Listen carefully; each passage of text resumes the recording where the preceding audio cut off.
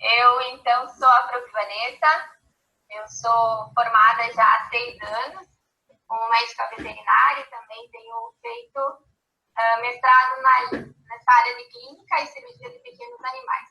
E até então tenho me dedicado, fazendo especializações, também atendo em clínica particular aqui em Frederico Westphalen e parte do meu tempo, então, eu também dou aula na UCFD Itapiranga. Eu fui convidada a dar, então, essa aula a você sobre nutrição clínica, né, para aqueles pacientes doentes. Eu preparei uma aula que, claro, poderia levar mais horas, né, de conversa, mas que fique de uma forma dinâmica para a compreensão de vocês. Como eu não conheço os alunos ali de Chapecó, então é um prazer estar me apresentando a vocês.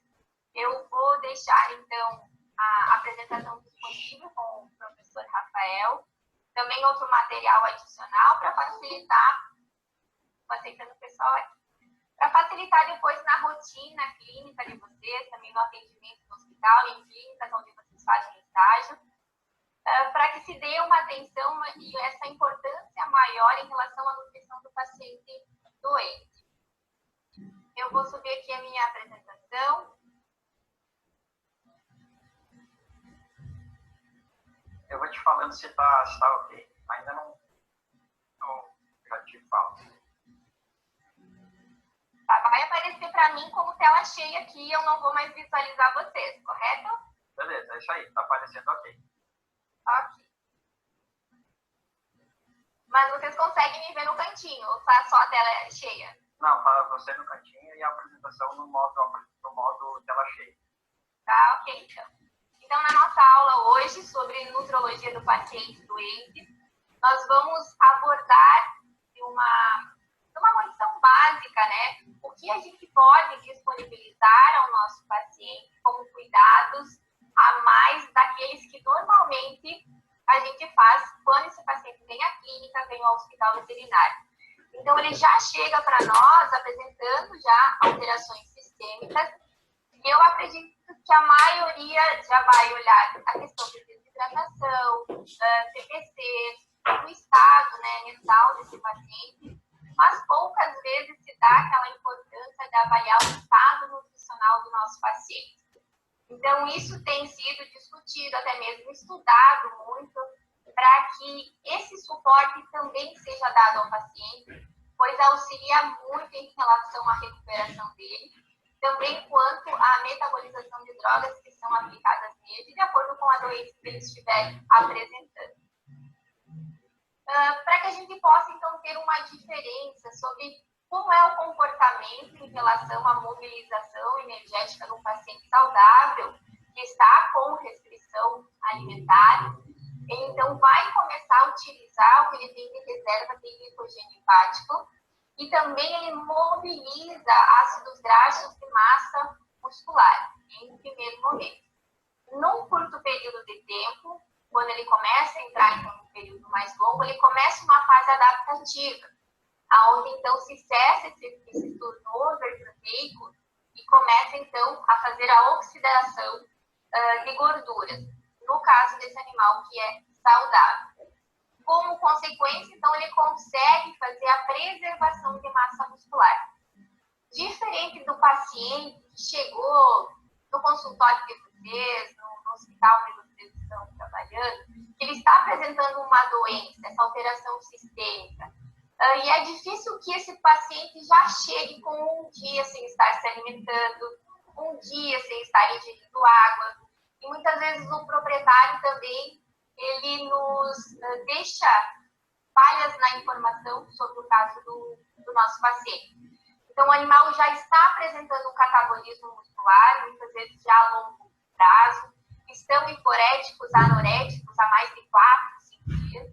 Então, eles já estão apresentando uma queima de massa muscular por uma condição de apresentar, então, uma doença, muitas vezes sistêmica, né, que está, além de consumir parte de taxas metabólicas, também esse animal não está ingerindo para suprir a demanda da necessidade energética basal dele. Então, o que vai acontecer aquele nosso paciente que está numa fase adaptativa? Ele não está com doença grave, mas ele não está ingerindo quantidade suficiente de alimento. Então, ele vai ter uma taxa metabólica aumentada, vai ter ganho de nitrogênio, porém, ele não vai ter a proteína como fonte principal de mobilização de aminoácidos para gliconeogênese. Ele vai estar, então, mobilizando gordura como fonte preferencial de energia. Então, quando começa a ter essa demanda, né, o animal ele está iniciando um processo energético negativo, ele não está ingerindo e ele precisa manter todas as suas funções fisiológicas normais. Então, para isso, ele começa a mobilizar ácidos graxos, ele começa, então, a aumentar a sua taxa metabólica e, consequentemente, pelo processo que desencadeia algumas doenças inflamatórias, vai ter, então, a liberação de mediadores endógenos, principalmente como hormônios do estresse, toxinas, que vão estar fazendo um antagonismo da insulina, né, quando você tem uma taxa aumentada, então, de glucagon. Aqui fica melhor, então, exemplificado para vocês, quando a gente tem, então, uma liberação de catecolaminas, cortisol, o glucagon, hormônio do crescimento, juntamente com a presença de uma doença infecciosa, esse animal estar apresentando sepse, ter sofrido algum trauma, né, ou algum quadro também de necrose, isso amplifica essa resposta de mediadores e faz, então, aquele antagonismo à insulina, levando, então, a uma resistência insulínica e, consequentemente, teremos, então, uma hiperglicemia. Aquele nosso paciente que está anorético, não está ingerindo água e também está fazendo catabolismo proteico e ele está apresentando níveis de glicemia aumentada, é um sinal de prognóstico ruim, porque ele já está tendo essas alterações metabólicas. Então, a glicose, ela não limita a lipólise e proteólise. Então, vai continuar tendo mobilização de ácidos graxos, vai continuar tendo a mobilização e catabolismo, então, de aminoácidos, para que você possa ter a gliconeogênese para suprir essa demanda energética que o paciente está apresentando. Então, isso tudo vai gerar um estado de hipermetabolismo, aquele catabolismo que o paciente está apresentando, e também um aumento da necessidade energética, por ele não estar ingerindo alimento e ele precisar queimar, mobilizar as fontes que ele tem para suprir suas funções fisiológicas normais. Então, o nosso paciente ele vai ter uma menor dependência da glicose como fonte energética, é mantida a lipólise, a necessidade energética ela é aumentada e ela depende da proteólise, ao contrário, como nós vimos agora há pouco sobre aquele animal que ele tem privação de alimento, mas a prioridade dele depois é fazer queima de gordura, mas manter a sua quantidade de massa muscular. Então, a glicose, ela não vai limitar no nosso paciente doente a mobilização de ácidos graxos e de aminoácidos no catabolismo muscular. Consequentemente, esse paciente ele vai entrar, então, num quadro de desnutrição. Ele vai apresentar, além de toda essa alteração metabólica, muitas vezes piora no quadro clínico, de acordo com a doença primária que ele vai estar apresentando. Passando, então, a um longo tempo, né, depois da fase adaptativa, o animal está com baixa ingestão de nutrientes, vai aumentar a demanda energética e vai, então, se manter num quadro que a gente chama de balanço energético negativo. Já vai estar apresentando resistência insulínica, ele vai ter perda de massa muscular, esse animal vai ter perda de peso, o proprietário vai estar informando a vocês que assim que se espera, né, que o proprietário ele nos traga informações a respeito do animal a longo prazo, né, que tenha chegado até aquele momento. Então, todas essas alterações, de acordo com a ausência da ingestão da alimentação, alimentação, o animal vai, então, se apresentar num quadro de balanço energético negativo. Essa alteração metabólica também é o suficiente para começar a ter a liberação, então, de radicais livres, que eles são suficientes, então, para gerar o que nós chamamos de estresse oxidativo. Consequentemente, vai ter outras alterações metabólicas em relação a alguns minerais, alguns hormônios, a própria apresentação, né, do paciente na sua melhor ou pior em relação ao quadro clínico. Então, esse nosso paciente está perdendo de 25% a 30% então, desses estoques que ele apresentava de massa proteica. E essa proteína, ela não é só advinda da massa muscular, do músculo esquelético. Lembramos que também temos massa, né, muscular cardíaca, também está presente então, na parede intestinal. E no momento que já se torna longa essa anorexia, ele está num quadro mais crítico da desnutrição, começa a ter a queima dessas fontes proteicas também. Então, vamos notar uma baixa quantidade de massa, e também função cardíaca, consequentemente uma baixa função pulmonar, vai ter comprometimento imunológico, sendo que o intestino é um dos órgãos que ele está envolvido muito na condição da imunidade do animal. E quando se inicia aquela perda de massa muscular intestinal, esse intestino ele se torna funcional. Então, ele perdeu a sua integridade, ele está perdendo a sua barreira, né, o seu epitélio. E isso vai gerar, então, quadros também, né, de falência múltipla de órgãos. O intestino ele é um órgão sentinela, então ele consegue determinar falência múltipla de órgãos em decorrência da sua perda de massa muscular. Depois ele se torna, assim, então, afuncional. O paciente que não está ingerindo alimento, não está digerindo, absorvendo alimento a longo prazo, né, ele vai estar no quadro de desnutrição, junto com todas as outras alterações metabólicas, então ele pode chegar então, ao quadro de morte. Então, o intestino, sabemos que ele é responsável pela digestão e também pela absorção dos nutrientes presentes na dieta desse animal. Sabemos que ele é um tecido que ele está em constante multiplicação e regeneração celular, então ele também acaba demandando uma maior quantidade energética para manutenção dessa funcionalidade que ele tem em relação ao trato gastrointestinal. Nós precisamos manter ele íntegro, precisamos manter ele funcional. O nosso paciente que chega e ele está há dias sem se alimentar, nós precisamos imediatamente dar uma atenção maior para que esse intestino comece, então, a retornar à sua função fisiológica normal quanto à digestão, para que a gente consiga recuperar esse paciente mais rápido. Então, ainda em relação às funções desse intestino, sabemos que ele é responsável, então, pela digestão e absorção. Ele precisa estar com suas células íntegras, a sua barreira precisa estar íntegra para que aconteça, então, essa condição fisiológica de digestão. Ele, por possuir, então, essa barreira íntegra, ele impede a entrada de antígenos, principalmente quando essas células estiverem danificadas. É esperado que se tenha translocação bacteriana, então tenha entrada de bactérias ou de produtos, toxinas, para a corrente sanguínea.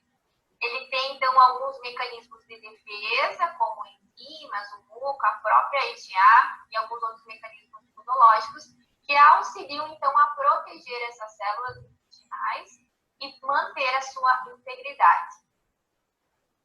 Então, aqui também, como barreira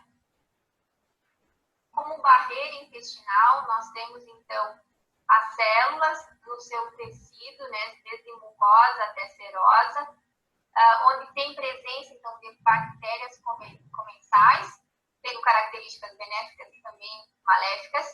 Então, esses produtos da microbiota, que são ácidos graxos de cadeia curta e também proteínas bacterianas, que vão estar presentes nesse lume, eles auxiliam, muitas vezes, na questão da digestão do alimento que está dentro do rumen desse órgão. Como também tem a presença de mucina, outros produtos que são antibacterianos, defensina, lactoferrina, as lisozimas, secreções digestivas como bile e outras enzimas, então, que auxiliam a manter essa barreira intestinal íntegra. Tudo, então, para que esse intestino se mantenha com a sua função normal. Em relação à sua morfologia, então, se tem aquela barreira mucosa não imunológica, que ela é, então, relacionada quanto ao pH das secreções que o trato gastrointestinal tem, em relação à saliva, à acidez gástrica, aos sais biliares, e a peristalse também em relação à movimentação desse conteúdo dentro do intestino. A presença da microbiota intestinal, que ela faz, então, a produção de ácidos graxos de cadeia curta, produção de muco, outras células epiteliais, então, que auxiliam para manter a integridade dessas células. Numa questão de função imunológica, então, tem o tecido linfóide associado a essa mucosa intestinal, que faz todo aquele controle imunológico e impede, então, que tenha alterações ou até mesmo absorção de patógenos. A função imunológica do intestino, ele é definido, então, como um órgão imunológico na sua mucosa intestinal, então, tem a presença de 25% de tecido linfóide, tem a presença de células imunossecretoras, então, atinge quase 80%, e o tecido imunológico, então, associado ao intestino, que também realiza sua função imunológica, chamado, então, o GALT. Então, temos o intestino, havendo presença, então, de alimento, de conteúdo nesse intestino, ele vai estar fazendo, então, a manutenção da integridade, a digestão, a absorção desses nutrientes, tanto para a manutenção energética das próprias células intestinais, como do sistema como um todo. Então, quando há a presença desse alimento no lumen intestinal, nós vamos ter os sinais tróficos, então, que vai sinalizar aquela presença de alimento, vai começar a ter aumento do fluxo intestinal, para começar, então, a realizar a parte de digestão e absorção. Tem o estímulo para a liberação de enzimas digestivas e também dos hormônios locais, e para que também possa se manter, então, aquela demanda energética, para que essas células continuem fazendo sua multiplicação e diferenciação celular, pois são células que estão em tensa regeneração. Outros sinais tróficos também são quando tem liberação de colecistocimina, ela aumenta, então, a disponibilidade de cálcio para os linfócitos, se eles estão, então, relacionados à condição imunológica, e ele também vai ser um fator, então, de multiplicação. Se tem regulação na produção de mediadores inflamatórios e também um aumento da produção de IgA nesse local.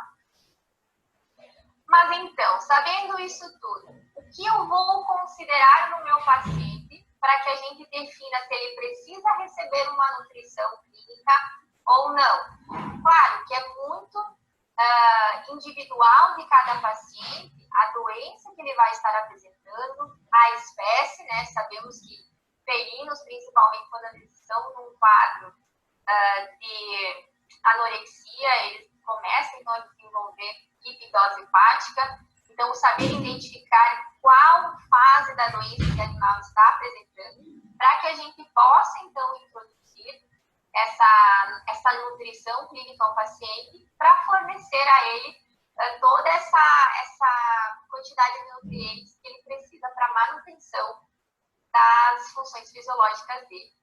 Então, aquele paciente que chegou e ele está com um consumo prolongado de uma dieta inadequada, com baixa quantidade de proteína, então aquelas rações que muitas vezes estão custando R$3, R$4 o quilo, é o que o animal tem por ingerir, não é escolha dele.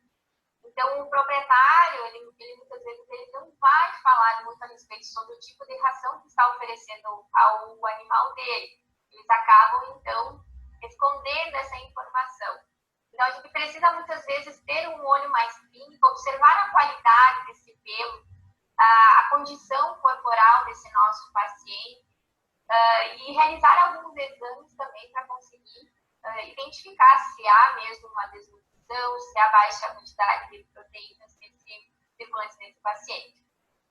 Tem também aqueles animais que fazem ingestão inadequada de alimentos, aqueles que não têm uma grande fonte proteica, então eles acabam recebendo maior quantidade de carboidratos.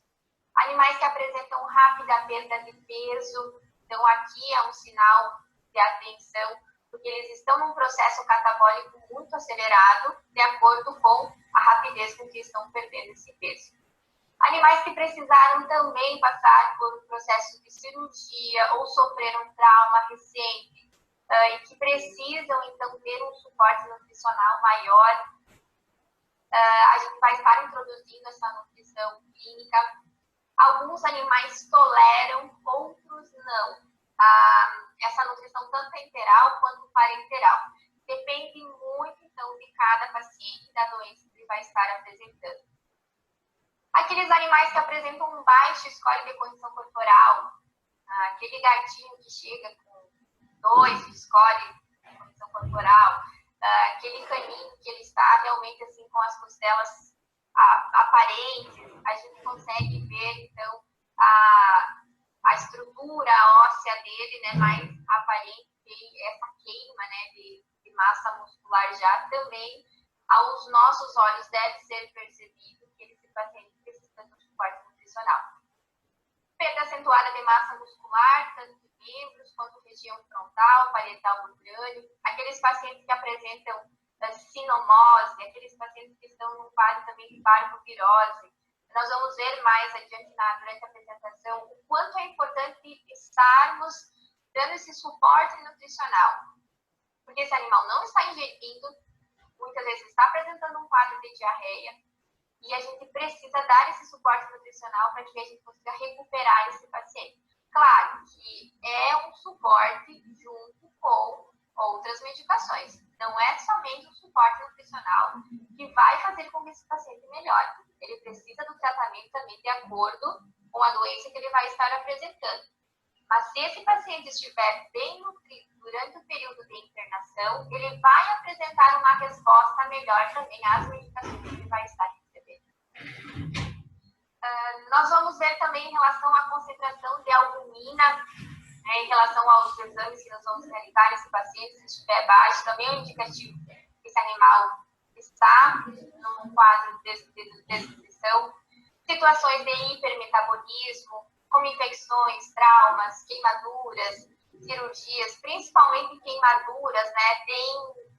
Tem tecidos que vão estar demandando maior aporte de proteína, então a gente precisa também suplementar esse paciente. Ou aqueles que fazem uso prolongado de drogas catabólicas, principalmente nesse caso, corticoides, né, que podem resultar então em depressão de resistência, quando avaliado também com a condição de score corporal. Fizemos então a coleta de sangue desse paciente e nós vamos observar o que pode ter de alterado então nesse laudo. É importante vermos que a diminuição de linfócitos ele é um indicativo de desnutrição. A presença de anemia normocítica, normoforômica, regenerativa, junto com diminuição de hemoglobina, também é um indicativo que tem baixa proteína nesse animal. Um dos parâmetros que devem ser avaliados com cuidado é a albumina, pois a meia-vida dela é mais longa, até 8 dias. Então, por mais que no dia da consulta a gente faça a coleta desse sangue, avalie a albumina e ela estiver nos níveis normais, é possível repetir esse exame em 8 dias. Se não dá da ideal nutrição a esse paciente, ela vai ter a baixa nos seus valores de referência, porque ela tem uma meia-vida de até 8 dias. Já diferente da transferrina e da pré-albumina, elas têm uma meia-vida mais curta. Então, elas nos trazem uma precisão melhor em relação a esses exames, para a gente identificar o quadro de desnutrição do nosso paciente. Pois bem, então, chegamos ao ponto onde a gente precisa definir qual é o suporte nutricional que nós vamos estar oferecendo a esse nosso paciente. Então, aqui um esquema bem básico para ser compreendido. É provável que o processo da afecção ou o tratamento cirúrgico cause déficit proteico energético? Se sim, o paciente ele está desnutrido ou corre alto risco de desnutrição? Quando não, a gente pode, então, estar alterando a dieta do nosso paciente e observar em relação ao consumo. Oferecer um alimento mais palatável, desconhecido, com maior quantidade de proteína. Como sabemos, tanto o cão quanto o gato, eles são carnívoros, então a preferência deles é por fontes proteicas de origem animal.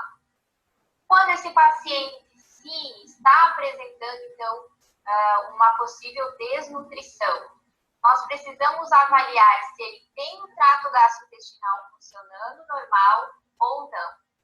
Se nós temos, então, estômago, intestino, sem presença de vômito, sem presença de diarreia, nós podemos, então, utilizar a alimentação forçada, ou quando a gente não consegue atingir essas necessidades via oral, nós vamos, então, instituir a terapia nutricional integral. É aqui onde nós podemos, então, colocar sondas nesse paciente, tanto na nasoesofágica, nasogástrica, a esofagostomia, a gastrostomia e a própria jejunostomia. Então, a gente pode estar disponibilizando alimento para esse animal, mesmo que não seja por vontade dele estar ingerindo, mas que com sonda por várias alimentações, onde a gente consegue já repor essa perda nutricional que ele teve e estar recuperando ele, tirando ele do balanço energético negativo.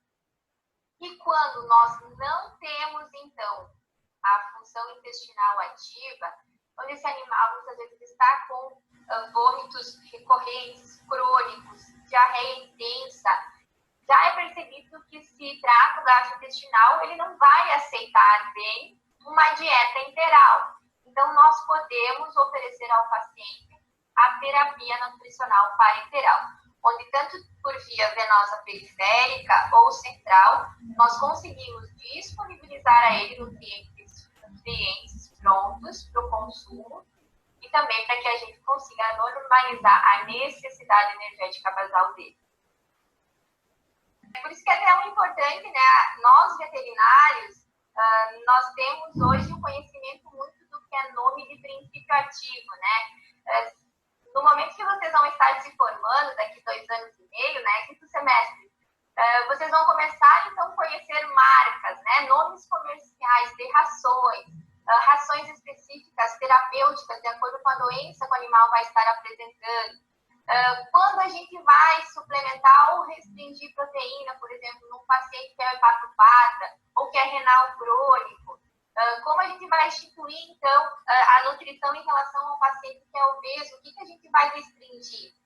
Então, isso tudo, né, a gente está aprendendo de uma forma, em relação a nomes de princípio ativo, uma forma mais teórica mesmo. Mas vocês vão perceber, quando se formarem, que muitas dessas informações a gente consegue ter por marcas comerciais, e isso cada vez está mais fragmentado, né? Isso também nos auxilia muito em ter escolhas, opções para cada tipo de doença que o nosso paciente vai estar apresentando. Né? Então, eu não sei se todos conhecem a quantidade, a imensidão de marcas de rações que tem disponível hoje no mercado. Desde as que são linha alimento, né, que aquelas vendidas, vamos dizer, no a granel, abertas, né, que a gente sabe, muitas vezes a contaminação que pode ter nessa ração, a oxidação, desde alimentos premium, high premium, super premium, alimentos de suplementação. Então, vocês vão ter pacientes, vão ter clientes, e é preciso saber a melhor forma de orientar a alimentação desses pacientes. Porque, afinal, ele, quando se torna seu paciente, ele é sua responsabilidade. E cabe a vocês estarem informando o que há de melhor sempre. Porque nossos clientes estão cada vez mais exigentes e a gente precisa estar dando essa informação atualizada para eles e sempre oferecer o que há de melhor para eles. Profe, Oi. Nós não combinamos nada, mas muito obrigado por ter falado isso. Ele está bravo comigo porque eu passei um trabalhinho que vai valer como avaliação e eu já fiz uma, olha só, eu fiz uma tabelinha já pronta com todos os tipos de ração que a gente tem, com todas as categorias, tanque, prêmio, super prêmio, e as medicamentosas também. E eles só vão ter que preencher ela. Eu já dividi, eles só vão ter que procurar os nomes e preencher pelo menos 5 de cada. Então, pelo menos é para eles verem, eles estão ouvindo outra pessoa falar que é importante conhecer essas rações. Pelo menos para a gente saber que elas existem, né? Porque talvez a gente tenha que usar, né? Então, e eles também já ouviram falar dessas rações na aula anterior com a professora também. Então, muito bom tu ter comentado. Obrigado. Teve disposição, prof. E realmente não foi combinado, né? Eu, quando me formei, meu primeiro emprego foi trabalhar com ração e medicações. Então, eu me formei na sexta e comecei a trabalhar na segunda. Então, aí começou a surgir o grande desafio de conhecer essa ampla, né, diversidade que tem de marcas, né, nomes comerciais. E vocês devem conhecer algumas delas, né, principalmente na linha premium. Eu, particularmente, não gosto de pedigree. Meus pacientes não recebem pedigree. Não é nada contra, mas também nada a favor. Mas existem outras rações que têm um suporte melhor que essa, né? Respeito quem dá aos seus animais pedigree, mas existem outras opções melhores, né? Então, nessa linha premium, tem a Golden, tem Tridog, Monelo está crescendo um pouco também agora, está melhorando, né? Linhas super premium, tem a High Premium, que é a Gran Plus, né, a mais conhecida, outra super premium, Royal, ND, Premier, Eucanuba, tem Natural, tem Equilíbrio. Então, é uma gama de rações que existe. Isso é importante nós, veterinários, conhecermos e os nossos clientes conhecem. Eles comparam qualidade, eles comparam o preço que está na loja, do preço que está na internet, e cabe a nós estar também informando ele o que é de melhor no mercado, porque afinal é responsabilidade nossa o paciente que nós temos em cima da mesa. E é responsabilidade nossa também informar da melhor forma o nosso cliente que está pagando pelo nosso serviço. Isso, Bruno? É isso aí. A gente compete bastante, né, prof, com o pessoal que trabalha na venda das rações, especificamente até mesmo, por exemplo, numa agropecuária ou numa loja de venda de rações, enfim, porque ali o pessoal está sabendo de tudo, né? Porque eles sabem todas as novidades, eles recebem os promotores de venda. Então, a gente tem uma competição, nós como veterinários, bem ferrenha com as pessoas que estão no dia a dia disso. Então, a gente tem que se atualizar de alguma forma, tem que ficar conhecendo essas rações e tem que ficar buscando novidades, porque o pessoal que está lá no balcão, eles estão sabendo de novidade no dia seguinte que ela aparece. Então, a gente não pode esperar 6 meses para ficar conhecendo o que os carinhas já conheceram no dia seguinte. Então, é um desafio, né? Exatamente. Então, nós somos portadores de informações com fundamento teórico. Nós levamos 5 anos para aprender pouco do que nós vamos aprender muito depois de formados. Então, não é muito legal, às vezes, você, tomador de conhecimento, levou 5 anos estudando, investindo tempo, né, e dinheiro, e às vezes perder por uma informação dos chamados balconídeos, né? Eles estão ali à frente, né?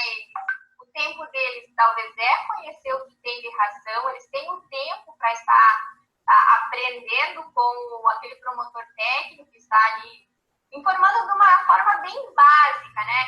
Sabe o que é proteína, o que é carboidrato, é vitaminas, é minerais, é muito bom, e eles conseguem vender. Então, eles têm essa condição mais de venda direta pelo mínimo que eles conhecem. Nós, veterinários, somos portadores de informações técnicas. Então, o nosso cliente, ele precisa acreditar naquilo que a gente está comunicando a eles, porque nós temos uma base teórica, né? Não vamos tirar a razão, muitas vezes, que existem pessoas que, claro, sabem boas informações em relação a rações. Mas é importante que o cliente busque a nós essa informação e nós tenhamos também esse conhecimento para passar a eles, que eles se sintam seguros, né, na nossa informação. Tudo certo? Podemos continuar? Vamos lá, vamos continuar. Tá, eu vou trazer agora aqui um pouquinho para vocês do que a gente pode oferecer, então, para o nosso paciente internado. Aquilo que chamamos de terapia energética enteral é aquele alimento que ele vai ser comprado, né, já na sua textura pronta, ou até mesmo, né, triturada essa ração junto com água e oferecido via sonda. Sonda via trato gastrointestinal. Diferente da terapia energética parenteral, que é aquele alimento que vai ser manipulado numa capela de fluxo laminar, são nutrientes prontos, ela tem um preço maior em relação à enteral, mas a gente vai utilizar ela quando não será possível utilizar, então, somente a terapia energética enteral. Aqui eu trago uma tabela e ela traz informações bem simples, né, em relação de qual tipo de sonda, né, a nasoesofágica, quanto tempo eu posso deixar essa sonda, precisa de anestesia, que tipo de dieta eu posso passar através dela, né, quais são alguns fatores, né, que eu devo considerar como consequência, né, epistaxis, que pode gerar essa sonda, né, na narina do animal.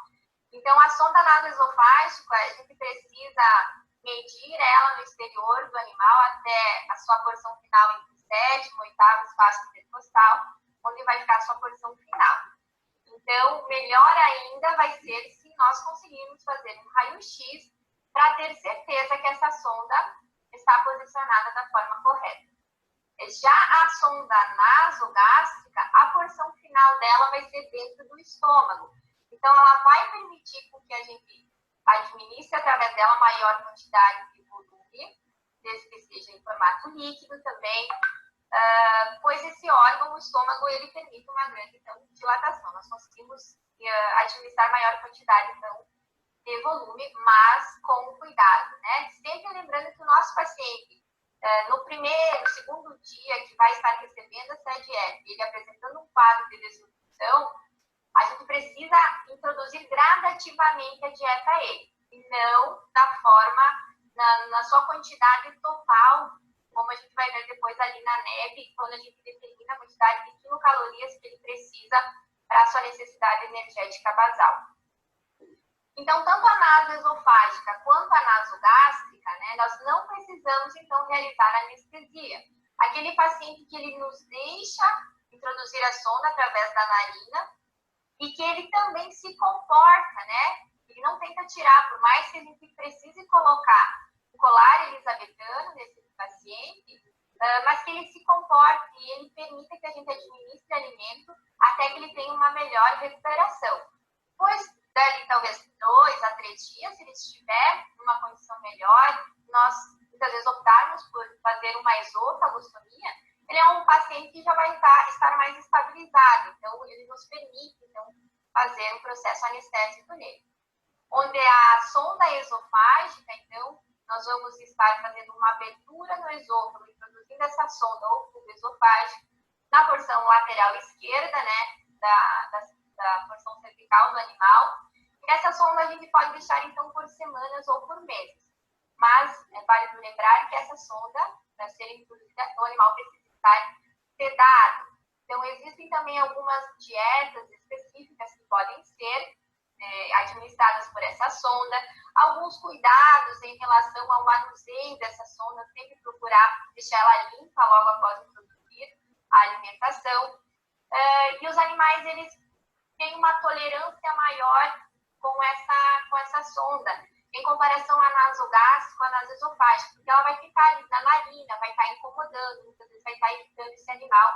E a esofágica é uma das minhas preferidas, né, em primeiro momento, para conseguir fazer essa nutrição no paciente. A gastrostomia é sonda diretamente no estômago, precisa de alguns equipamentos para que se possa, então, ter esse tipo de sondagem.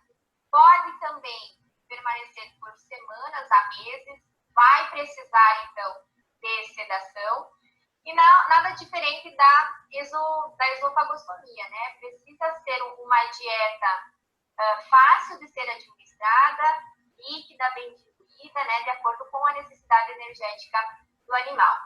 Uma das principais características da gastrostomia, essa sonda ela não pode ser removida antes de 10 a 14 dias, porque a parede do estômago, onde nós vamos fazer essa abertura, tem que ter o tempo de cicatrização junto à abertura que foi feita ali em relação à pele. Porque se nós removermos essa sonda antes de 7, 10 dias, não houve o tempo necessário para a cicatrização dessas bordas, tendo depois, possivelmente, um extravasamento de conteúdo gástrico e vai estar, então, tendo problemas com o animal apresentando peritonite. Então, é válido lembrar que a gastrostomia, essa sonda diretamente no estômago, com a abertura posterior do animal, ela não deve ser removida antes de 10 a 14 dias. Já a jejunostomia também vai ser uma abertura nesse órgão, no jejuno, onde esse animal vai precisar estar sedado. O cuidado em relação a essa dieta, ela deve ser muito rígida, o animal deve permanecer hospitalizado, porque a administração desse volume deve ser muito lenta, porque o intestino, o jejuno, ele não permite dilatação.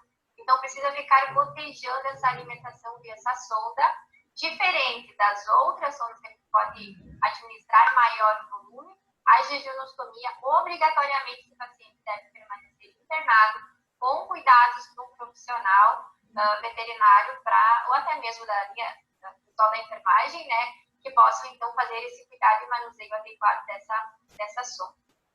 O cuidado depois da remoção dessa sonda precisa novamente se fazer, então, uma abertura no abdômen para que se feche, então, a parede intestinal.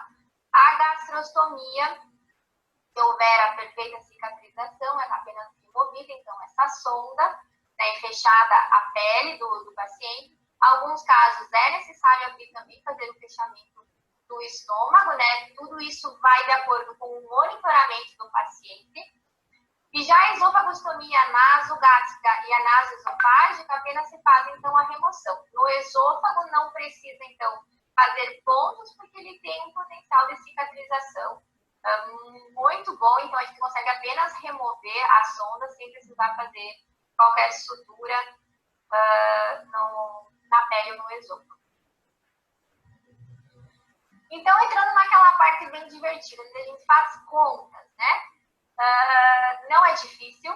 Nós vamos utilizar, então, uma fórmula base, né, de necessidade energética basal para a terapia energética, então, integral. O que nós vamos encontrar aqui vai ser a quantidade de quilocalorias que esse animal vai precisar receber durante 24 horas. Nós temos a constante 30, que vai ser multiplicada pelo peso, somada à constante 60. Tá? Essa fórmula ela pode ser utilizada padrão para a maioria das raças, né, de peso entre 2 a 45 quilos.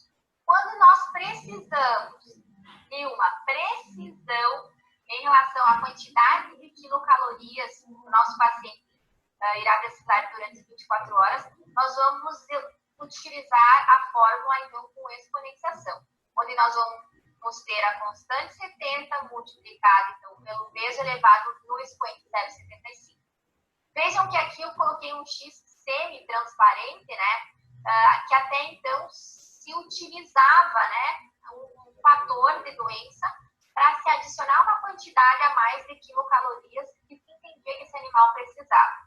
Há pouco tempo, então, em questão de atualizações, né, de estudos, não se considera mais necessário a adição desse fator de doença, para que se evite uma superalimentação nesse animal, pois a sua necessidade energética basal primária já será o suficiente para suprir a quantidade de demanda da taxa metabólica basal. Então, aqui como exemplo, né, nosso cálculo de reposição energética integral. Nós descobrimos, então, a quantidade de quilocalorias. Eu utilizei aqui o peso de um animal de 10 quilos, apenas multiplicado, então, aqui junto à fórmula, somada a constante 70, nós vamos ter, então, a quantidade de 370 quilocalorias dia que esse paciente vai precisar receber, não adicionado, então, o fator de doença. Depois de descoberto a quantidade, então, essa necessidade energética basal, nós vamos escolher o alimento que esse paciente vai receber via a sonda. Então, como escolha de uma ração, nós vamos triturar essa ração depois, mas como exemplo para que vocês saibam da onde surgiu cada parte do cálculo. Algumas rações, até mesmo enlatados, como a Recovery, a AD, né, que são alimentos já prontos, hipercalóricos, eles já trazem a quantidade de energia metabolizável. E depois vocês só vão utilizar na fórmula com a necessidade energética basal do paciente. Então, para que vocês compreendam da onde surgiu cada parte, então, da conta para a gente descobrir a energia metabolizável do alimento. Eu coloquei aqui, então, os níveis de garantia, isso todo produto apresenta, né, na sua embalagem, a quantidade de umidade, proteína, extrato etéreo, matéria fibrosa e matéria mineral. Nós temos uma fórmula, já para que a gente encontre, então, a quantidade de carboidratos, que são os extrativos não nitrogenados. Nós temos a constante 100, onde nós vamos diminuir dos demais nutrientes, que é a umidade, a proteína, extrato etéreo, a fibra e matéria mineral. Então, aqui eu apenas, então, substituí os valores, né, da umidade, do extrato da proteína, extrato etéreo, fibra e matéria mineral. Então, nós chegamos a uma porcentagem de carboidratos nesse alimento de 29,5%.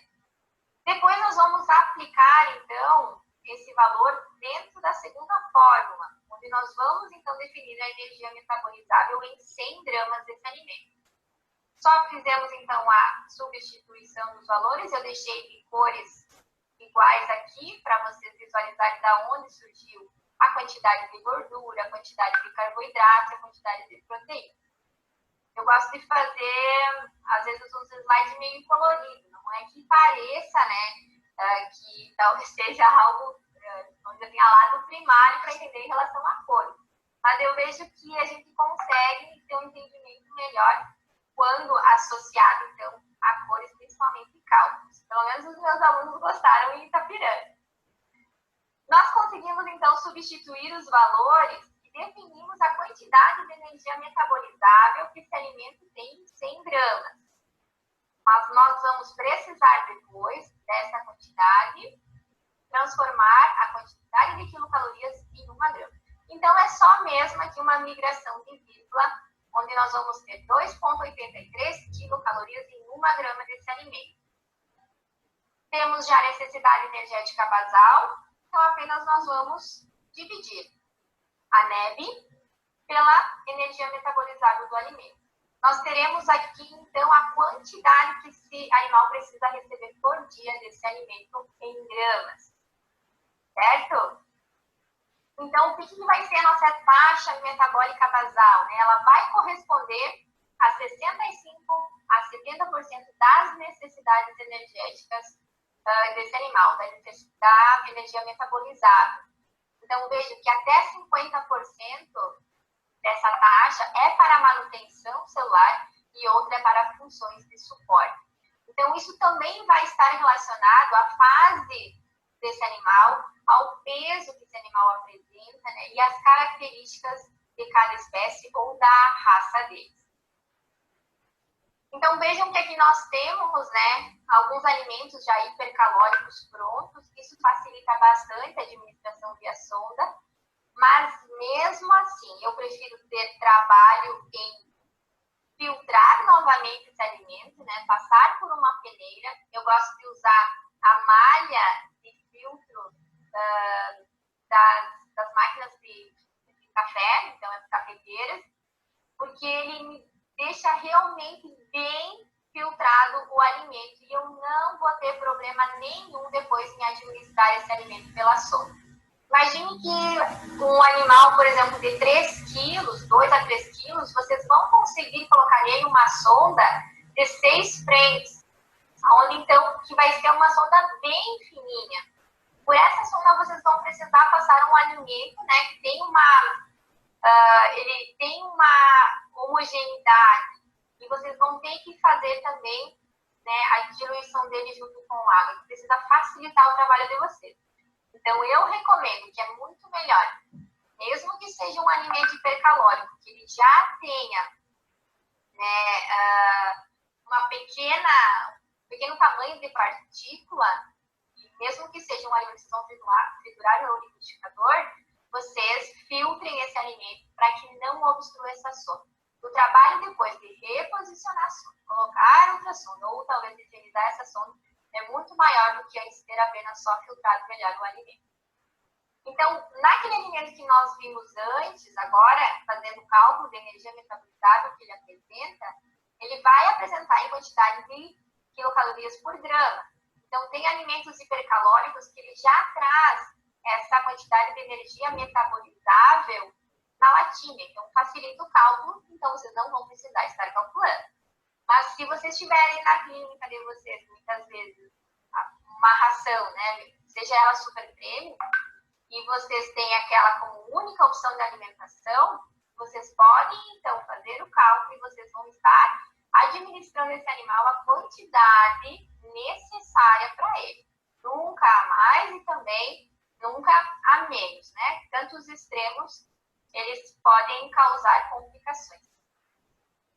É importante lembrar que vocês precisam também calcular junto a necessidade hídrica desse animal. Normalmente é de 50 a 70 ml por quilo, que vocês podem então, estar diluindo nesse alimento e oferecendo de 4 a 12 vezes ao dia.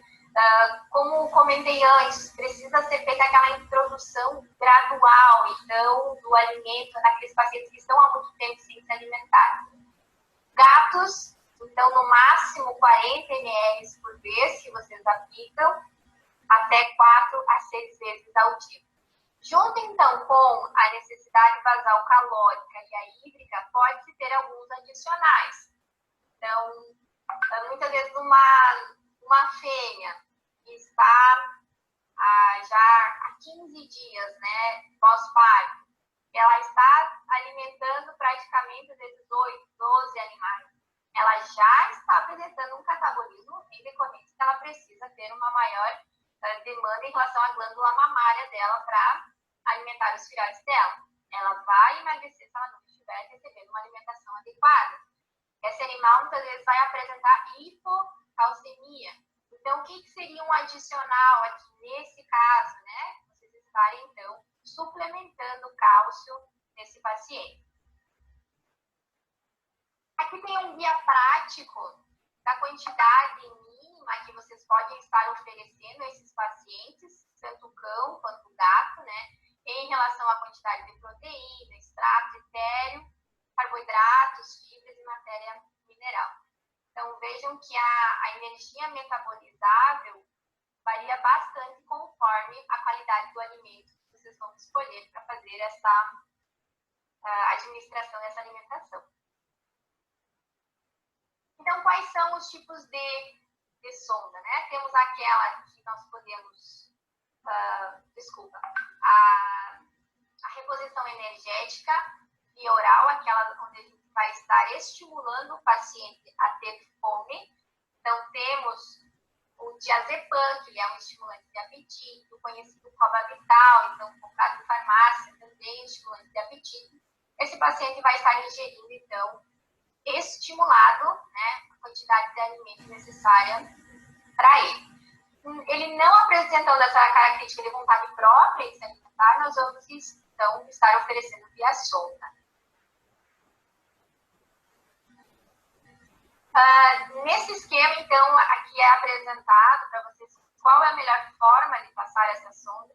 O animal, ele não vai gostar que vocês estejam introduzindo, né, uma sonda através da narina dele, é preciso muitas vezes 1, 2 pessoas para auxiliarem a conter de uma forma física esse paciente. Então, vocês elevam um pouco o plano nasal e introduzem essa sonda lubrificada, né, com lidocaína, gel de lidocaína, de uma forma sempre ventral medial, aos pouquinhos, introduzir a sonda. Vai chegar, muitas vezes, na glote, vocês precisam perceber que o animal vai deglutir essa sonda e vocês seguem, então, introduzindo ela. Fazem a fixação, a gente chama super bonder, né? Vocês podem colar ou até colar quente no próprio pelo do animal e a proteção com colar elisabetano. Então, você faz a medição, né, do diâmetro dessa narina com a melhor sonda, né, que não vai incomodar tanto esse animal. Vocês podem fixar com esparadrapo, cola quente, para que se tenha certeza, quando você não tem um equipamento de raio-x na clínica, você introduz pequena quantidade de solução fisiológica através da sonda. Se o animal não apresentar nenhum reflexo de tosse, então você fica tranquilo de que essa sonda está no trato gastrointestinal. Se esse animal apresentar tosse, irritação, ou até mesmo vocês perceberem, né, que ele está muito inquieto, possivelmente vocês introduziram ela via traqueia. Então, precisa ser removida e reposicionada. E quando tiverem, então, disponível o raio-x, é muito mais fácil de ter a confirmação do posicionamento dessa sonda. Então, alguns exemplos, né, animais, aqueles que apresentam fratura de mandíbula, têm alguma dificuldade, alguma tumoração no fundo de garganta, que apresentam um linfoma, felinos que estão em quadro de lipidose hepática, vocês podem, então, facilmente estar alimentando eles através de uma sonda nasoesofágica. Então, essa sonda, o final dela não vai estar dentro do estômago, vai estar no terço final do esôfago. Quando se trata da naso gástrica, você consegue, então, através da medição exterior do paciente até a última costela, através dessa medida você consegue, então, ter uma noção de que essa parte final vai ficar dentro do estômago. Eu gosto também de, através da sonda, né, administrar um pouquinho de contraste, para mim conseguir ter a melhor visualização da sonda e até mesmo a porção final dela, se realmente está dentro do estômago ou se está dentro do esôfago. A esofagostomia é aquela técnica, então, onde vai ser realizada uma abertura no esôfago, na parte lateral esquerda, né, da porção cervical do animal. Tem 2 formas de realizar essa técnica. Parecia que tinha ficado maior as imagens, mas vamos lá. Vocês podem o animal tem que estar anestesiado com uma pinça curva. Vou tentar mostrar através desse paciente. Uma pinça curva você introduz através da cavidade oral, então dentro do esôfago, e você tenta, então, empurrar ela contra a parede da lateral do pescoço, até que veja essa saliência. Depois, começa, então, a fazer a abertura na pele, cuidadosamente com o bisturi, de uma forma, né, que seja ascética. Você consegue ir cortando as estruturas até que encontre a pinça. Nesse caso, se você tem o tubo esofágico, você consegue introduzir ele diretamente da posição crânio-ventral.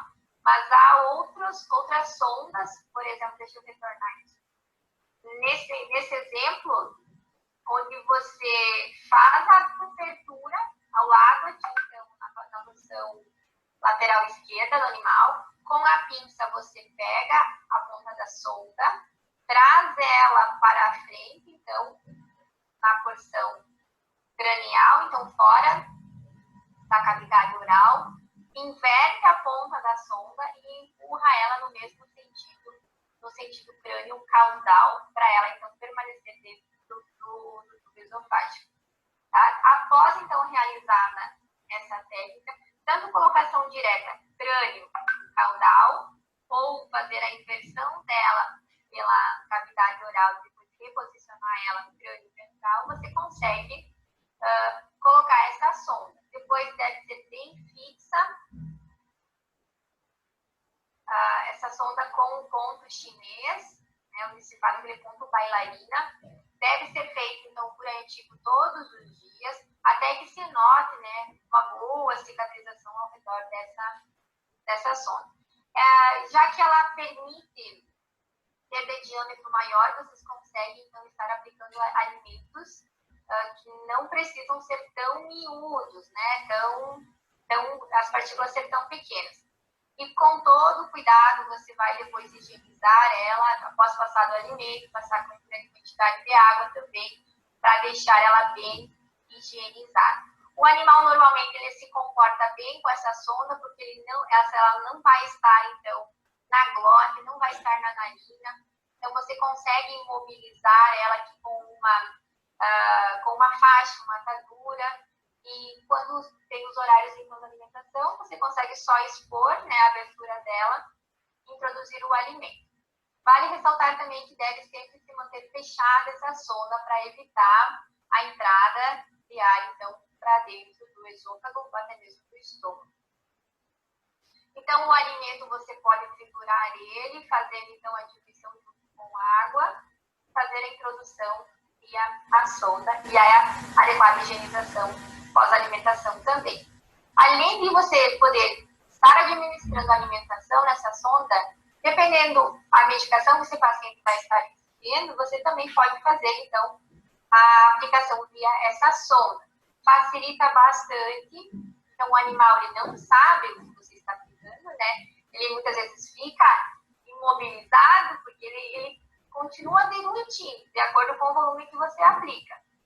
Mas ele não vai reagir, muitas vezes, como a gente tenta introduzir via cavidade oral, facilita muito nós diluirmos a medicação e fazer via sonda enteral também. Já a gastrostomia, então, é aquela abertura do estômago com a lateral abdominal, do abdômen.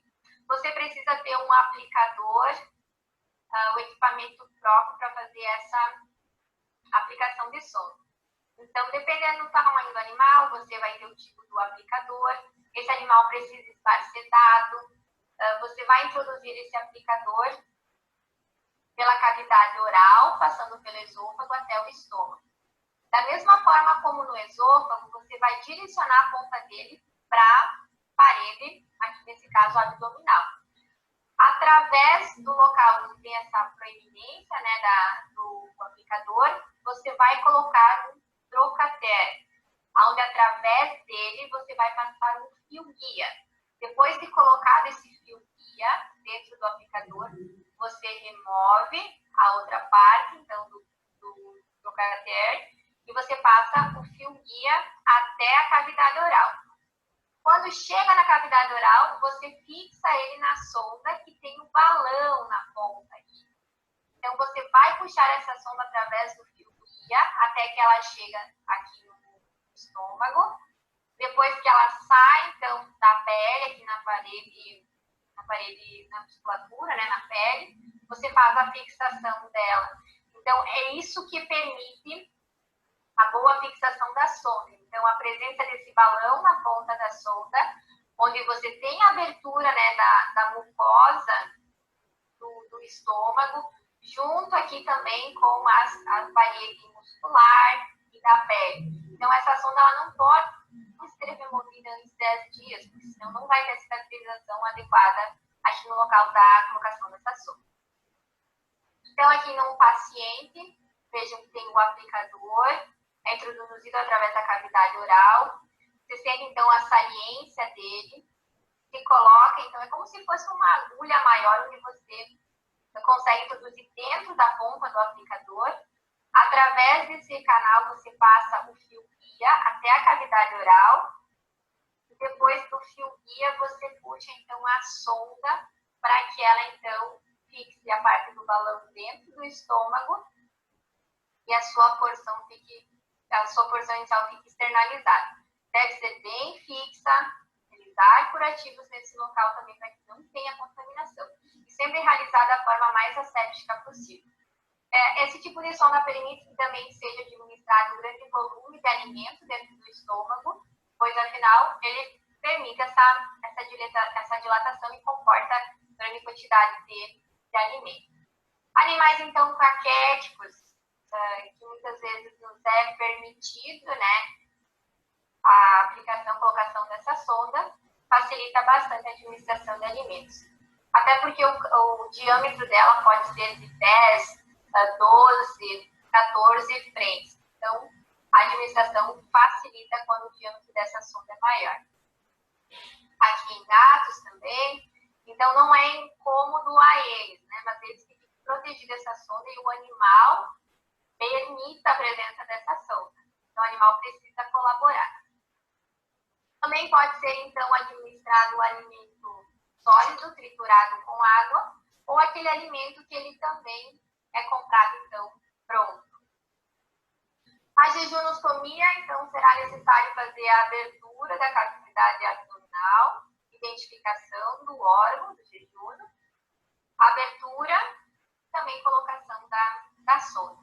Esse tipo de sonda animal deve permanecer internado, deve ser constantemente monitorado, pois esse tipo de sonda tem também uma característica de consequência que pode ter extravasamento de conteúdo e ter como consequência uma peritonite.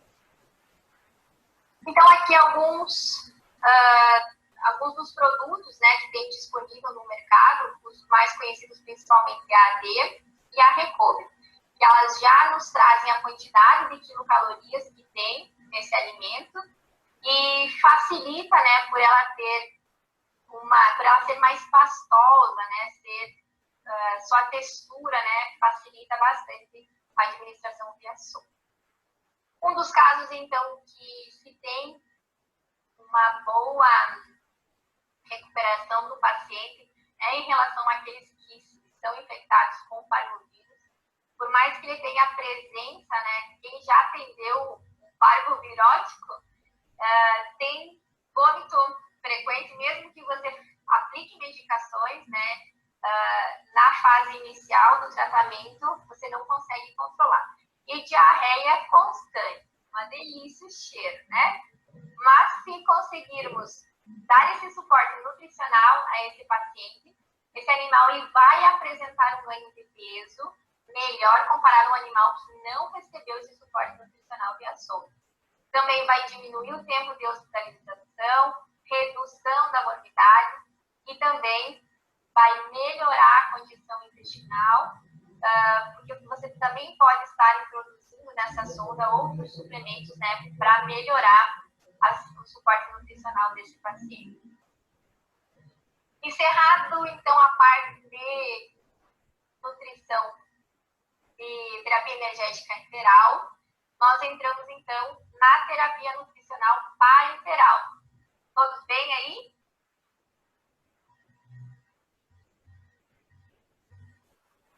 Todo mundo vivo ainda, acho. Tá, ok. Pode continuar? Podemos tocar, vamos lá. Tá bem. Tranquilo, então, Guilherme. É que eu não estou conseguindo visualizar aqui.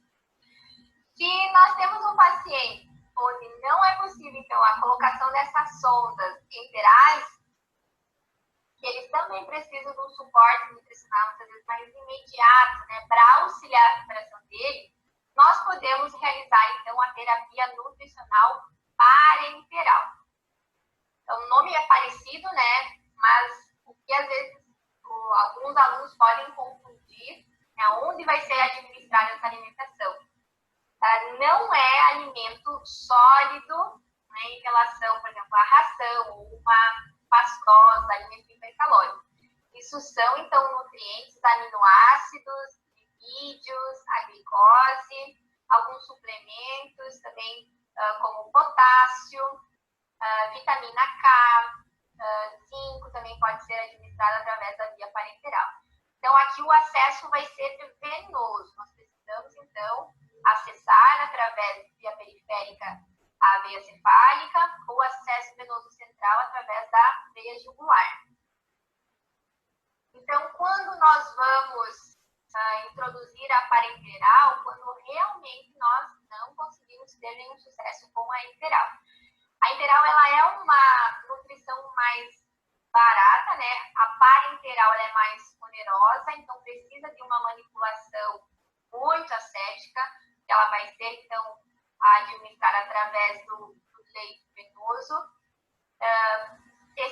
Essa manipulação, ela precisa ser em capela de fluxo laminar, ou numa farmácia de manipulação, ou tem ainda tipos, né, já manipulados prontos que você pode estar comprando. Mas ela é bem mais onerosa em comparação à enteral. A via, então, enteral, ela deve ser sempre inicialmente considerada. Como a gente viu no início da aula, é importante que esse intestino receba alimento para que ele continue funcional e mantenha as suas funções fisiológicas normais. Mas quando a gente não consegue, né, manter esse intestino, o paciente não suporta essa alimentação, então a gente parte para nutrição parenteral. Então vejam que ele é um suporte nutricional mais seguro, né, por via enteral, prático, mais fisiológico e menos oneroso. Então, em comparação à nutrição parenteral, ela realmente é bem mais onerosa. Mas claro que a gente pode estar aplicando ela de acordo com a necessidade do nosso paciente. A recuperação também vai ser melhor. Quando o nosso paciente, então, ele não vai tolerar nenhum tipo de alimentação enteral, a gente deve, então, instituir a nutrição parenteral, que pode ser ela total ou parcial. Mas antes que a gente aplique a nutrição parenteral, é importante que esse animal esteja hidratado, que foram corrigidas, então, as suas perdas hidroeletrolíticas, que ele não tenha nenhum distúrbio ácido básico, então ele deve estar bem hidratado e não apresentar acidose ou alcalose, para que ele possa receber a nutrição parenteral e que essa cumpra com a sua função. Aquele paciente que está desidratado, está muitas vezes em acidose, né? Nós vamos introduzir uma nutrição parenteral, nós podemos piorar o quadro do paciente ao invés de melhorar a condição dele. Então, ela é uma via de aplicação energética. Lembrando que o nosso paciente que vai receber essa alimentação, ele está apresentando subnutrição ou risco de subnutrição. E como que acontece a mobilização energética desse paciente para que ele se mantenha, né, em relação às suas taxas metabólicas. Ele tem um consumo primário, então, de glicogênio hepático, ele tem a preferência depois por massa muscular e depois, então, ele continua fazendo oxidação de tecido adiposo. Quando nós precisamos, então, introduzir a esse paciente essa nutrição, sabemos que ela é composta, então, por aminoácidos, dextrose, lipídios, vitaminas e minerais. Temos, então, ela dividida em nutrição parenteral total, onde nós vamos suprir 100% a necessidade energética desse animal apenas pela aplicação via venosa com esta nutrição parenteral, ou também quando nós podemos fazer proporcional nutrição parenteral e também nutrição enteral. Então, nós podemos aplicar esse composto, né, de nutrientes e também conseguir administrar alimento via sonda enteral. Então, nós temos a conhecida nutrição parenteral parcial. Da mesma forma como calculamos a NEB lá na terapia energética enteral, nós também vamos ter o cálculo de energia, né, de acordo com a necessidade energética basal do nosso paciente. Então, temos a fórmula padrão e também a fórmula mais precisa com exponenciação, tá? Tem aqueles que optam por fazer direto com o expoente. Não é difícil de calcular tanto no celular quanto na calculadora, mas é preciso saber fazer conta de exponenciação. Ou você pode, então, fazer a conta direta de NEB através da fórmula padrão. Descoberta, então, a quantidade de quilocalorias que esse paciente vai receber, nós vamos, então, acessar o nosso paciente. Se escolhermos pela nutrição parenteral total, ela vai, então, ser melhor aplicada através de um acesso venoso central. Então, nós precisamos colocar um catéter venoso central nesse paciente.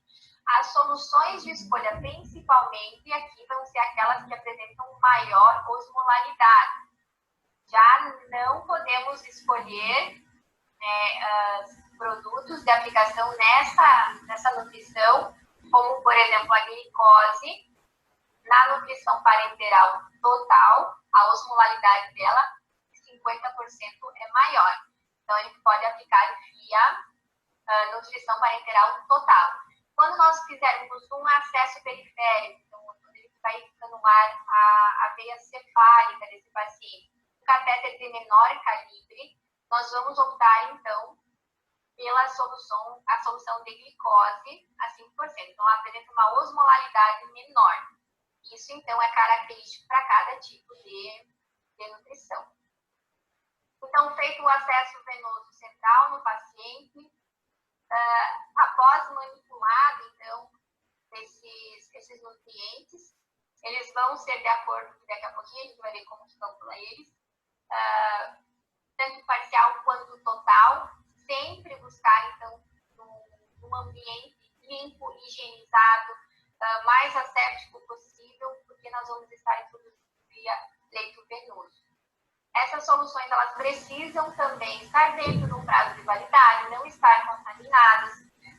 Em hospitais humanos, normalmente, eles têm mais fácil acesso.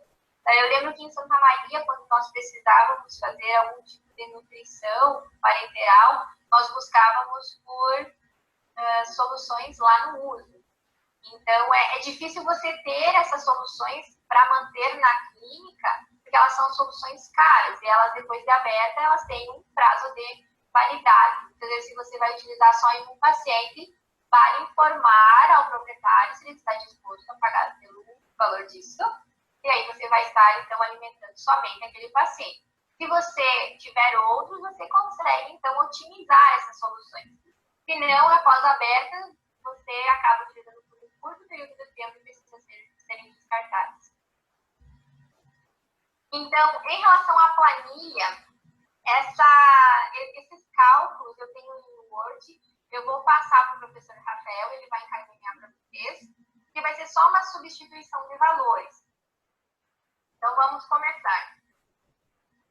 O mesmo paciente que nós temos de 10 quilos, nós já encontramos, então, a necessidade energética basal ou de repouso desse paciente, que é de 370 quilocalorias dia.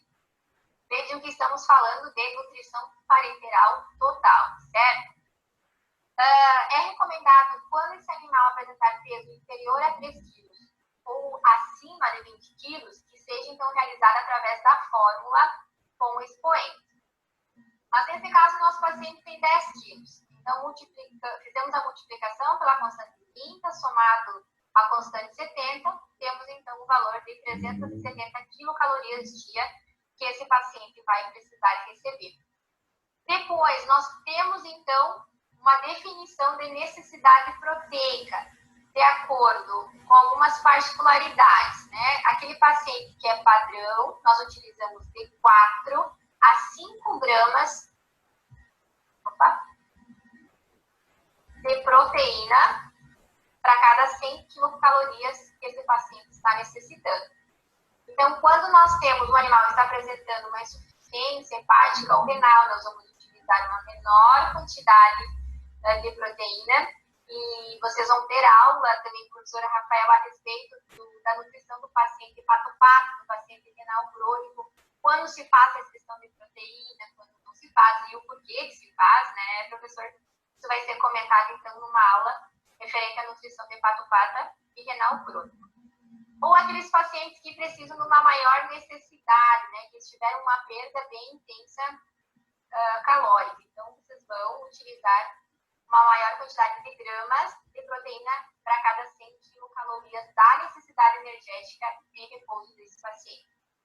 Escolhemos, então, 5 gramas de proteína para esse paciente. Nós temos, então, outra fórmula, já com constante, onde nós vamos dividir a necessidade energética de repouso por 100, multiplicado pelas gramas de proteína para 100 quilocalorias. Nós vamos, então, definir aqui a quantidade de gramas da necessidade proteica por dia desse paciente. Aí nós vamos para o passo 3. Dessa quantidade de gramas que esse animal necessita, que são 18,5 gramas, nós vamos escolher uma solução de aminoácidos, onde tem 8,5%. Quando a gente faz a conversão dessa porcentagem em gramas, então é uma migração de vírgulas, onde nós vamos ter 0,085 gramas de proteína por ml. Depois disso, é só, então, dividir a quantidade de gramas da proteína que esse animal necessita pela quantidade de gramas que tem por ml dessa solução a 8,5%. Então, nós já vamos ter aqui a quantidade em ml de 217 ml de aminoácido que vai precisar ser manipulado para a nutrição parenteral total. Aí, o que temos mais depois a definir? A quantidade de glicose, de dextrose e a quantidade de lipídios. Então, as calorias fornecidas pela proteína é em torno de 4 quilocalorias por grama, que são subtraídas, então, da NER para obter as calorias não proteicas totais necessárias. O que vai ser isso? Se no nosso cálculo nós encontramos 18,5 gramas de proteína que esse animal precisa, nós apenas vamos multiplicar pela quantidade de quilocalorias que 1 grama de proteína tem. E nesse caso, nós vamos encontrar, então, 74 quilocalorias fornecidas pela proteína. Nós temos um total de 370 quilocalorias. Então, nós vamos diminuir 74 quilocalorias que vão ser fornecidas já em 217 ml de aminoácido. Essa subtração, nós vamos ter, então, a quantidade de quilocalorias que esse paciente vai precisar de uma fonte não proteica, que vai ser, então, a glicose e os lipídios. Mas essas calorias, elas são normalmente divididas. Então, 50% de quilocalorias não proteicas para lipídios e 50% de quilocalorias não proteicas para dextrose. Então, eu deixei bem descrito passo a passo como deve ser feito para facilitar depois também a aplicação desse tipo de terapia nos pacientes de vocês. Então, nós vamos escolher aqui uma solução de lipídios a 20% e uma solução de dextrose a 50%. Como eu falei antes, a dextrose 50% ela tem maior osmolaridade, então a gente pode estar administrando ela através da via venosa central. Então, depois que nós descobrimos a quantidade de quilocalorias não proteicas que esse animal precisa, nós vamos dividir entre lipídios e entre glicose. Nossa solução de lipídios, então, a 20%, ela apresenta 2 quilocalorias por ml. Então, nós apenas vamos dividir essa necessidade, 148, por 2 quilocalorias. Vamos descobrir a quantidade de ml que nós vamos precisar, então, manipular de lipídios. Da mesma forma se faz em relação à dextrose, onde nós vamos também subtrair a quantidade de quilocalorias, 148, dividido por 1,7 quilocalorias por ml. Esses valores aqui já são padrões, tá? Não tem da onde eu ter tirado por algum cálculo aqui na fórmula. Eles já são pré-determinados, pois é a quantidade de quilocalorias que tem em ml na solução de 50% de dextrose e aqui a quantidade de quilocalorias por ml que tem na solução de lipídios a 20%. Então, realizada essa conta, onde a gente define a quantidade de ml de aminoácidos, de lipídios e de dextrose, Isso tudo depois vai ser somado, onde nós teremos um total em ml dessa solução de nutrição parenteral total. O que é importante para essa administração? Se faz um monitoramento constante da administração, se não tiver bomba de infusão, mas se tiver bomba de infusão, melhor ainda, o controle vai ser perfeito. Pois a partir daqui, então, da quantidade de ml que vocês encontraram, o primeiro dia nós vamos aplicar apenas uma proporção de 50%. Então, esse animal ele vai precisar receber 119 ml por hora dessa solução no primeiro dia. Depois, o segundo, terceiro dia pode receber na sua totalidade, então. Certo? E quando a gente fala, então, de cálculo para solução de nutrição parenteral parcial, da mesma forma como a total, também vai ter vários cálculos. Eu vou usar o mesmo caninho de 10 quilos, a mesma forma para descobrir a necessidade energética em repouso desse paciente, onde nós vamos ter, então, 370 quilocalorias por dia que esse paciente precisa. Porém, aqui eu estou utilizando uma nutrição parenteral parcial. Normalmente é recomendada que essa nutrição seja de 70%. Mas tem outros artigos, ou a escolha de cada profissional pode ter a variação dessa porcentagem. Então, eu usei aqui, de acordo com uma referência bibliográfica, a quantidade de 70% da nutrição vai ser parenteral e os outros 30% vai ser, então, enteral.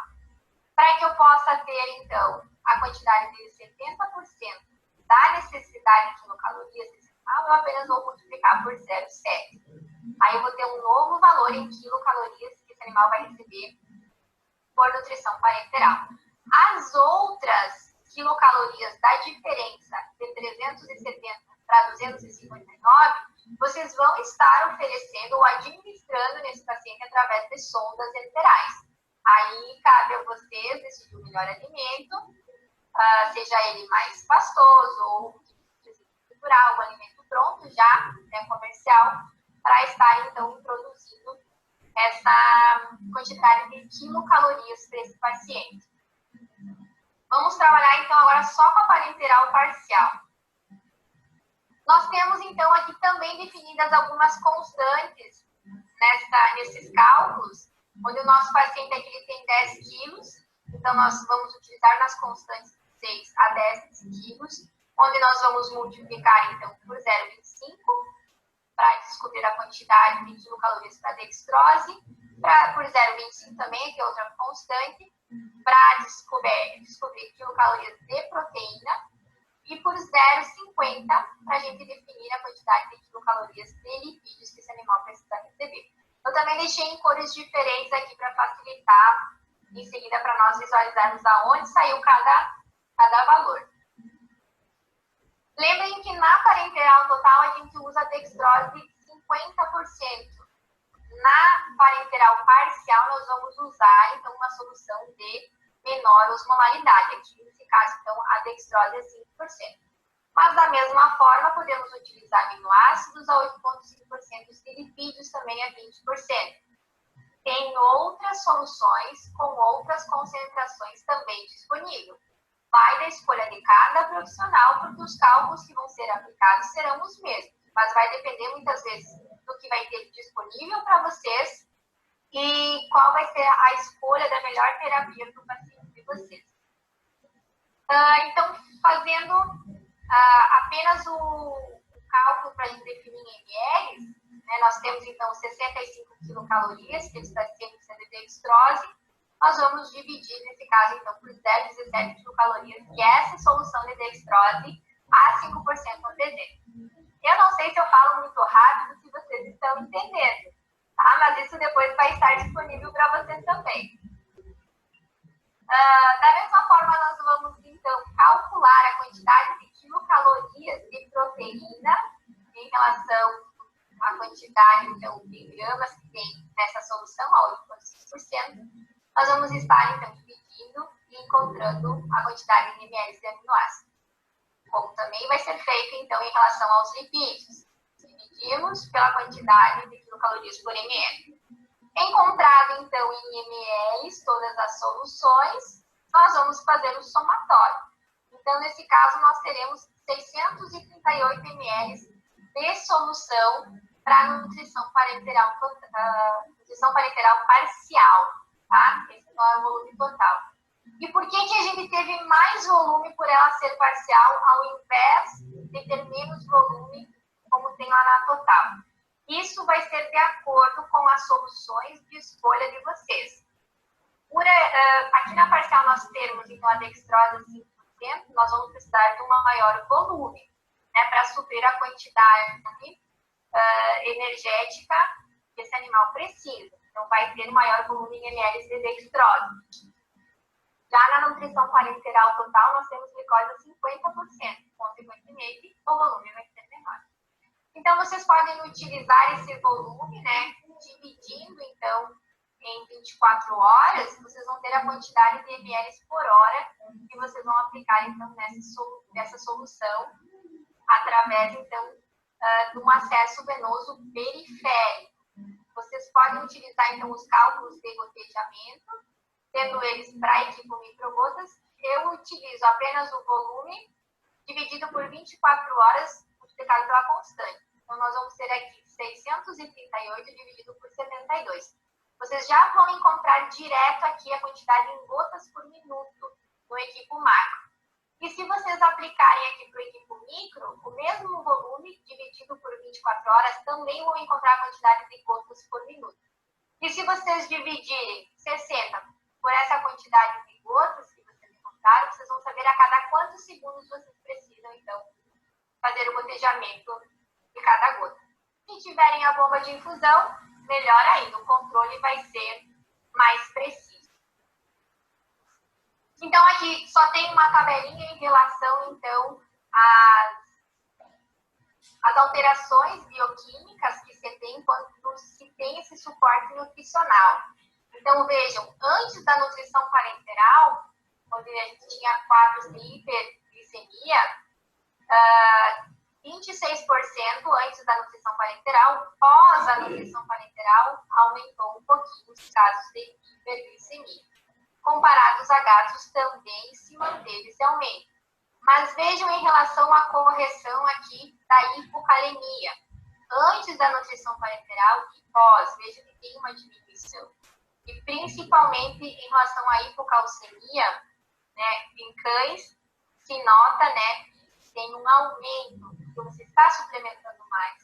E também, comparado a gatos, também tem um aumento. Então, vejam como acontece, né, essas alterações bioquímicas por vocês estarem, então, administrando soluções para corrigir a desnutrição desses pacientes e melhorar a condição física deles. O que eu havia preparado, então, para a aula de hoje seria isso, tá? Independente do tipo de nutrição que vocês forem escolher, saibam que vai estar relacionada de acordo com o quadro clínico de cada paciente.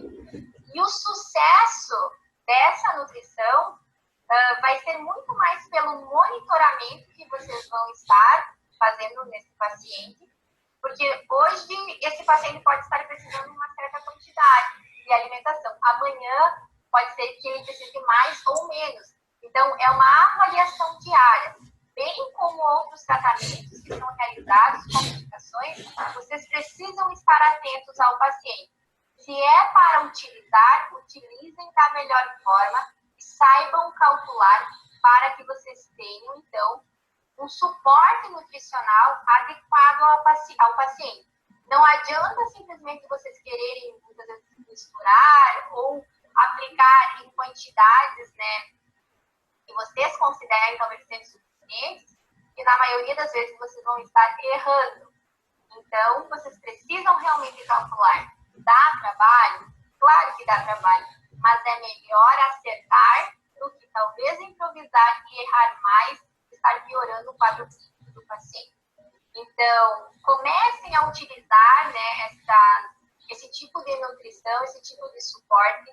Vocês vão observar como melhora, né, o quadro clínico do paciente e, consequentemente, vocês vão conseguir, então, estar diminuindo os dias de hospitalização dos pacientes e tirarem ele do quadro crítico que ele estava, de acordo com a doença dele, bem mais rápido. Então, todo o suporte nutricional, ele deve ser utilizado junto com o tratamento com medicações também. Tá bem, prof? Muito obrigado, prof. Antes de conversar um pouquinho, eu posso abrir para alguém, para o pessoal fazer alguma pergunta, se a gente tiver? Pode. Então tá. Moçada, quem anotou alguma coisa aí? Acho que só o Arsene fez pergunta, né?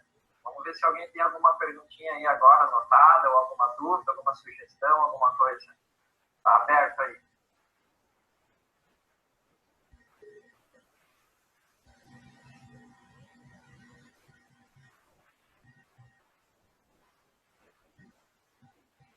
Ou entenderam tudo, ou ficaram com muita dúvida com vergonha de pedir. Não tem problema, professor. Eles vão ensinar depois, aí vai ser dúvida também. Mas tu sabe que, na verdade, né, o pessoal aí também, né, moçada, é pra gente ver a importância que o animal, se não come, por que adianta a gente ficar fazendo tratamento de doença com antibiótico, anti-inflamatório, seja lá probiótico, prebiótico, seja com acupuntura, seja com o que existe de tratamento, a gente não pensar em nutrição. Então, para os alunos verem, não precisa saber tudo agora, né? Não tem como, mas é para despertar, para a gente ver a importância, né, de uma situação em que muitas vezes a gente não dá bola. E como é que o animal vai recuperar de uma doença se ele não está comendo? Né? Como que nós vamos recuperar de uma doença se a gente não come? Então, é fundamental, e por isso que tem que, apesar de, além de pensar em só comer, precisa aprender a fazer enquanto precisa comer. Que foi o que tu comentou, muito bem aí com relação aos cálculos, que assusta um pouco, né? Mas que a gente precisa, né? A gente precisa, moçada, isso a gente tem que saber. Não adianta. Professor, isso aí alguém vai fazer para nós. Quem? E se tu estiver trabalhando numa clínica que é só você e mais um auxiliar veterinário e no início tu está sozinho, quem que vai fazer para ti? Então, isso aí não é uma coisa que é de outro mundo, é do nosso mundo e está aí para a gente ter que aprender a fazer. Eu queria fazer uma pergunta. Tu acha que os animais são, talvez, por causa das sondas nas alimentações enterais, eles precisam alguma coisa